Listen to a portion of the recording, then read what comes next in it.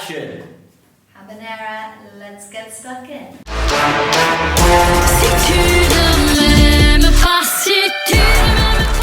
When deciding which opera aria I wanted to fuck up, Carmen was sort of the obvious choice. She is ferociously herself, unapologetically herself, independent, knows what she wants, and she doesn't sacrifice anything for anyone, especially a man. Bizet wrote Carmen 147 years ago, but during a time where the opera comique genre was flourishing, but he felt it was stagnant. Like, he thought it wasn't moving forward, it wasn't pushing boundaries. Bizet was pushing boundaries, and I want to push boundaries with my music.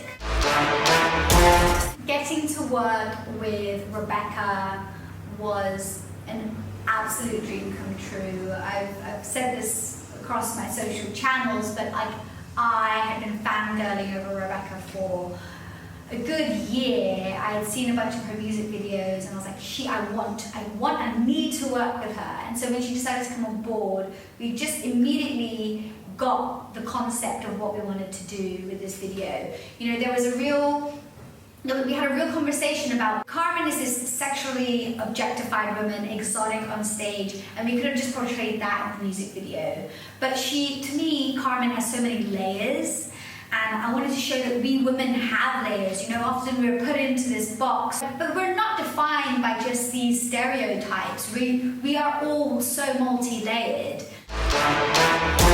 I was adamant that I wanted to dance in this music video, and my entire life, my family, bless them, have always told me that I can't dance and I don't have rhythm. And so when I spoke to Rebecca, I was like, I want choreography. Emma, who choreographed it, oh my gosh, she did wonders. But we spent a whole day of her teaching me. I feel like I nailed it within the first full day of rehearsal.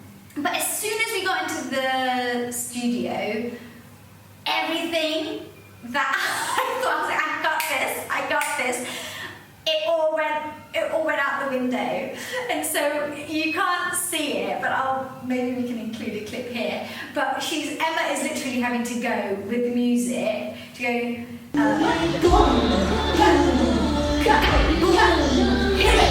like for all the moves, because it's like boom. I can't do this when the cameras start rolling, and so we got some where I did it without some help. One of the reasons this track is so close to my heart is that I worked on it with one of my oldest and dearest friends, Morgan. He is known as being one half of the duo Slumberjack. They're amazing. If you don't know them, check them out. But we were in a musical together, The Wizard of Oz. And ever since then we were friends, and he's one of the people that I've kept in touch with consistently over the last 15 years, because I moved from Kuching, Sarawak to Kuala Lumpur, and then to Michigan, and then New York, and then now I'm in London.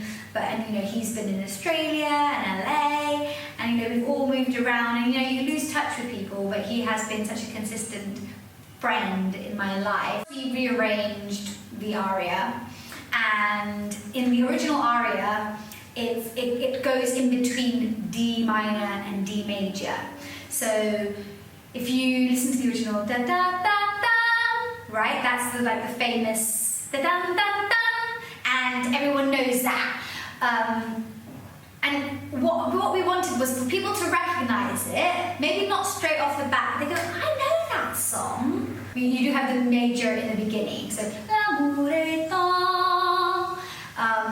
but if you hear along, like further along in the song, when the chorus happens, it's not l'amour it's l'amour, and that just completely changed the vibe of the song. And I think that's what gives it that fierceness and dark.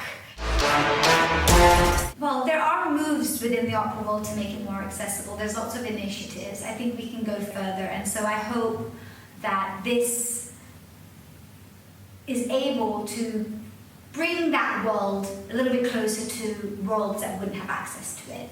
So, you know, I received a video the other day of this 4-year-old, the cutest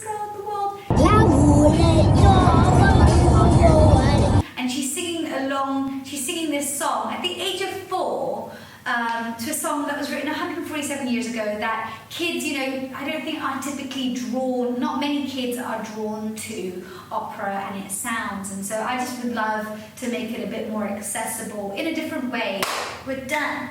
We're done. Done, done, done.